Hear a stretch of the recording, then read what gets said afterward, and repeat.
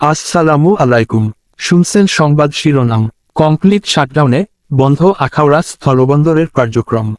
এখন শুনবেন বিস্তারিত। জাতীয় রাজস্ব বোর্ডের চেয়ারম্যানকে অপসারণের দাবিতে এনবিআরের কর্মকর্তা কর্মচারীদের কমপ্লিট শাটডাউন চলছে। সারা দেশের মতো ব্রাহ্মণবাড়িয়ার কাস্টমস হাউস ও শুল্ক স্টেশনগুলোতে কর্মবিরতি চলছে, যার প্রভাব পড়েছে দেশের অন্যতম রপ্তানিমুখী আখাউড়া স্থলবন্দরে।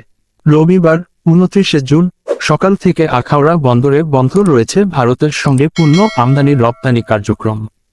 আখাউড়া স্থলবন্দরের ব্যবসায়ীরা জানান, রাজস্ব কর্মকর্তারা কমপ্লিট শাটডাউনের বিষয়ে আগে ব্যবসায়ীদের অবগত করেছিলেন।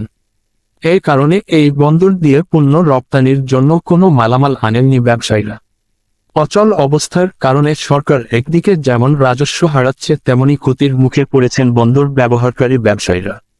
আখাউড়া স্থলবন্দরের রাজস্ব কর্মকর্তা জাহাঙ্গীর আলম জানান, বন্দর দিয়ে যাত্রী পারাপার স্বাভাবিক রয়েছে। কোনো পণ্য রপ্তানির জন্য বিল অব এক্সপোর্ট আসেনি। শুক্রবার 27 জুন রাজস্ব কর্মকর্তাদের স্বাক্ষরিত বিল অব এক্সপোর্ট দিয়ে শনিবার 28 জুন সকাল থেকে দুপুর পর্যন্ত 23টি ট্রাকে আখাউড়া বন্দর দিয়ে 92 টন মাছ এবং 3টি ট্রাকে 62 টন ময়দা ভারতে রপ্তানি হয়েছিল।